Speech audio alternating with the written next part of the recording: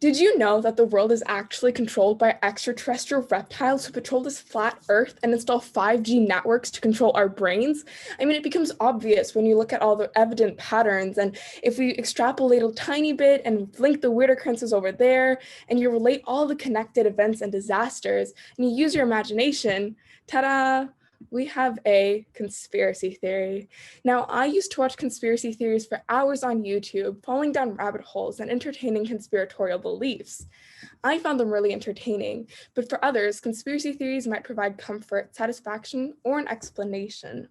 But what if I told you that the appeal of conspiracy theories is also fueled by their complexity, that they actually result from our desire to find complexity in this chaotic world? By definition, complexity is the state of having many parts and being difficult to understand or find an answer to.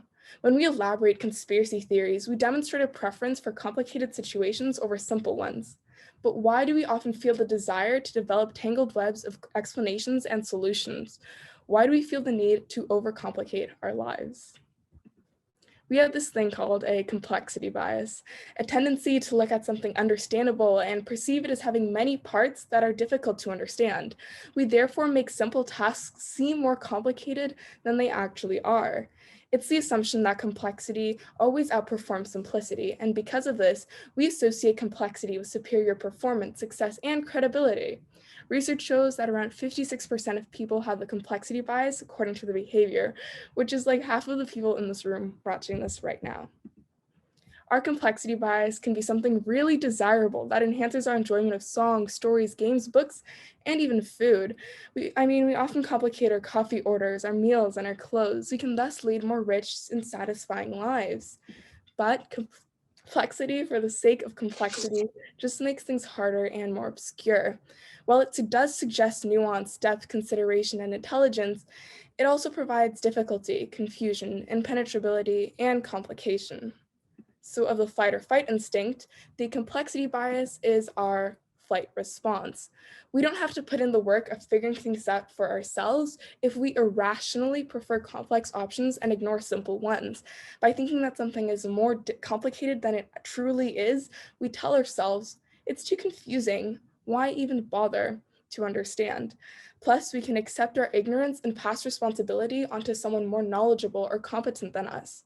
And if it weren't for the complexity bias, we'd have to thoroughly evaluate the pros and cons before coming to a conclusion.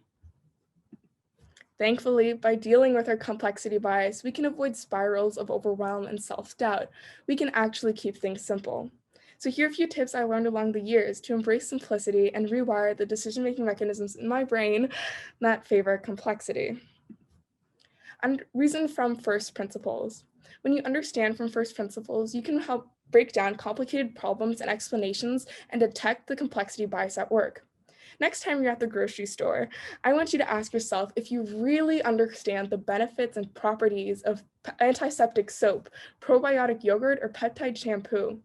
Knowing that we prefer complexity regardless of whether we understand it, marketers will often add confusing and insignificant details in advertisements to give us the impression that their product is superior to alternatives. But if you uncover why you believe and value certain options over others, you can avoid succumbing to the complexity bias. Getting a really good overview of all the steps before diving into any activity is also key. When I write everything down and create mind maps about complicated situations and problems, I can plan my approach with intention. I lay out confusing work in front of me and determine what its basic components are. You can reach the building blocks and root reasons of your struggles by asking yourself good questions like, what can I simplify? What's the simplest part of all of this? What seems to make it so complicated? What would this look like if it were easy or simple? And if I had to delegate this to someone else, what would I tell them to do? Where would they start? Those questions can help you navigate through tough situations. And also seek perspectives of those around you to break things down. Not only can others recognize the layers of complexity you're subconsciously adding, may help you identify simpler alternatives. If you understand the simple parts that make up a complex whole, well, that complex whole doesn't seem so daunting and overwhelming. After getting to the basic components of your problems, after you've broken it down, clear the clutter and reassemble whatever is left, what really matters. Well, what's the clutter, you might ask? The clutter consists of all the steps that make a process or task more complicated than necessary, and it's critical that you cut it all out until you're left with the bare minimum to accomplish your goal. So in middle school, the night before a test, I'd be on Google searching for the biggest and fanciest synonyms to impress my teachers and seem more knowledgeable than I actually was. This puts communication and understanding at a significant risk when we assume that someone knows what they're talking about because they use obscure terminology and technical terms. I now wonder, years later, if I'd removed the unnecessary words from my essays and speeches, if I could have better conveyed my message and shared my ideas. And when communicating with a non-technical audience, it's vital that we declutter our vocabulary and prioritize clarity over anything else. Don't forget, you can always add more clutter later on, but for now, I want you to do a big arm sweep and remove everything from your metaphorical desk. And finally, consider Occam's razor, which suggests that the simplest solution or explanation is usually the correct one. So let's say your friend hasn't texted you back in a couple of hours, and we can take a look at two possible reasons. Well, A, your friend never cared for you in the first place and was faking it all along, or B, your friend is finishing up an assignment and put their phone away.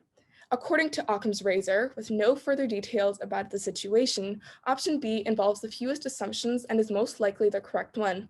So we want to consider Occam's razor when making decisions and establishing truths. It helps me eliminate any thoughts or worries that arise from the complexity bias.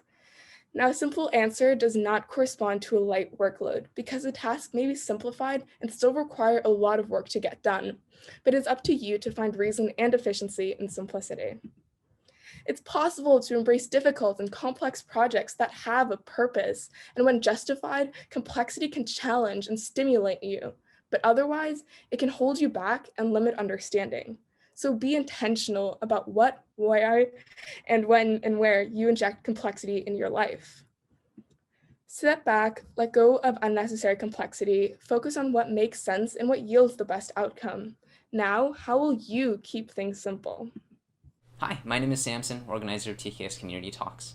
I hope you enjoyed this video. If you did, be sure to check out our channel for more insightful and inspiring talks from a community of young people training to change the world.